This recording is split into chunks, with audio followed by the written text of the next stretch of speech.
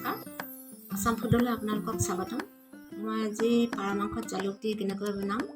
তাকে দেখাম বুলি ভাবিছোঁ আৰু এই পদ্ধতিটোৰ এটা বিশেষত্ব আছে কি মোৰ মাৰ পৰা আহি গৈছে এইটো মোৰ মায়ে মানে সকলোবোৰ মাংস তেনেকৈ বনায় হাঁহ পাৰ বা ছাগলী সকলোবোৰ মাংস মায়ে এই পদ্ধতিৰে বনায় খাবলৈ মানে বহুত টেষ্টি হয় এনেও মা হাতৰ বনোৱা বুলিলে এক্সট্ৰা টেষ্ট এটা আহেই বাৰু তথাপি আহকচোন চাওঁ মই আজি তেনেধৰণে বনাই চাওঁ খুবেই ভাল পাব আৰু পলম নকৰি মই ভিডিঅ'টো আৰম্ভ কৰিছোঁ আহক তেনেহ'লে কিচেনত যাওঁ প্ৰথমতে মই পাৰটো পুৰি ল'লোঁ কিয়নো সিহঁতৰ গাত কিছুমান হুমি থাকে সেইটো কাৰণে পাৰ সদায় পুৰি ল'ব লাগে আৰু আগতীয়াকৈ মই দুটা ডাঙৰ চাইজৰ পিঁয়াজ এটা সৰু আলু আদা নহৰু পেষ্ট বনাই ৰাখিছিলোঁ সেইখিনি আৰু লগতে মই অলপ ধনিয়া পাউডাৰ আৰু জিৰা পাউডাৰ ৰাখিছোঁ এতিয়া মই কেঁচা মাংসখিনিৰ ওপৰত সৰু সৰুকৈ কাটি লোৱা পিঁয়াজখিনি দিলোঁ আদা নহৰু পেষ্টটো দিলোঁ অলপ পিঁয়াজ মই ৰাখি থৈছোঁ কিয়নো তেলত দিবৰ কাৰণে অলপ কমকৈ পিঁয়াজ ৰাখি থ'লোঁ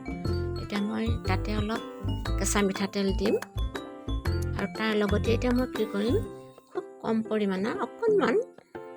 ধনিয়া পাউডাৰ দিছোঁ আৰু অকণমান জিৰা পাউডাৰ দিছোঁ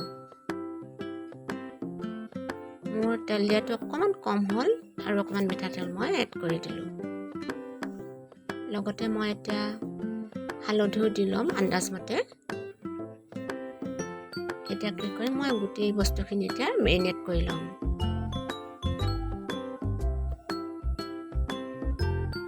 অন্যহাতে মই গেছত এতিয়া কেৰাহীখন গৰম কৰিছোঁ পাৰ মাংস এইটো ছিজনত খোৱাটো খুবেই প্ৰয়োজন কিয়নো আমাৰ দেশত কৰোণা মহামাৰী চলি আছে এতিয়া আমাৰ বডি টেম্পাৰেচাৰটো পুৰা বেলেঞ্চ ৰাখিব লাগে আৰু এই মাংসটো গৰম কাৰণে আমি যদি খাওঁ ভিতৰৰ পৰা শৰীৰটো গৰম হৈ থাকে আমাৰ যেতিয়া শৰীৰটো গৰম হৈ থাকে তেতিয়া আমাক জ্বৰ চৰ্দি বা কাহে সহজে প্ৰভাৱ পেলাব নোৱাৰে এতিয়া মোৰ কেৰাহী গৰম হৈ গ'ল তাতে মই মিঠাতেল দিলোঁ আৰু মই কেইটুকুৰামান গোটা ডালচেনি কেইটুকুৰামান ইলাচি আৰু লং দি দিলোঁ তাতে মই আগতীয়াকৈ ৰাখি থোৱা পিঁয়াজখিনি দিলোঁ পিঁয়াজখিনি অকণমান ব্ৰাউন কালাৰ হোৱালৈ ভাজিব লাগিব আপোনালোকেও খাবচোন এইটো ছিজনত সকলোৱে পাৰ মাংস খাব লাগে কিয়নো ডক্টৰে মানে কৰোণাৰ পেচেণ্টক মানে পাৰত প্ৰেছক্ৰাইব কৰিছে মানে সেইটো কাৰণে বহুতেই উপকাৰী বস্তুটো এতিয়া পিঁয়াজটো ব্ৰাউন কালাৰ হৈ গ'ল এতিয়া মই মেৰিনেট কৰি থোৱা বস্তুখিনি মই তেলত দি দিলোঁ এতিয়া এইখিনি মই ভালদৰে মিলাই দিম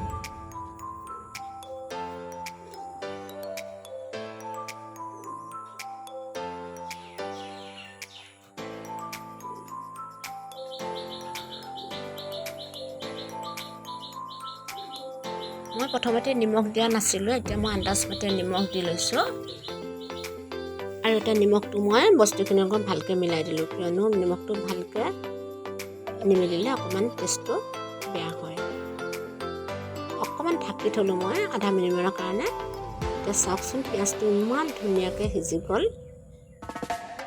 কেঁচাই কেঁচাই পিঁয়াজটো দিয়াৰ কাৰণে অকণমান ভালকৈ পিঁয়াজটো সিজালে ৰ'ব লাগে এতিয়া মই আলুটো দি দিলোঁ সৰু আলু এটা দিছোঁ কিয়নো মাংসখিনি কম সেইটো কাৰণে আলু কেইটুকুৰামান দি দিছোঁ এতিয়া মই আলুখিনিও ভালকৈ লৰাই দিছোঁ মাংসৰ লগত যাতে আলুত হালধিৰ কালাৰটো আৰু মছলাৰ কালাৰটো লাগে নহ'বা ভালকৈ যদি মিলাই দিয়া নহয় তেতিয়া আলুখিনি বগা হৈ থাকে ভাল নালাগে তেতিয়া এতিয়া মই অলপ সময়ৰ কাৰণে আকৌ ঢাকি থ'ম চাওঁচোন আলুটো সিজিলে নাই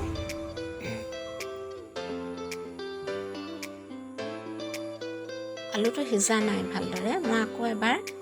ঢাকি ৰাখিব লাগিব আৰু এতিয়া মই কি কৰিম মই আগতীয়াকৈ জালুক মই গুড়ি কৰি ৰাখিছিলোঁ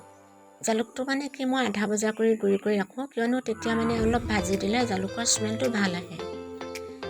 জালুকটো অলপ মই বেছিকৈ দিছোঁ চাহ চামুচেৰে 2 চামুচ দি দিছোঁ এতিয়া মই অকণমান গৰম মছলা দি দিম তাতে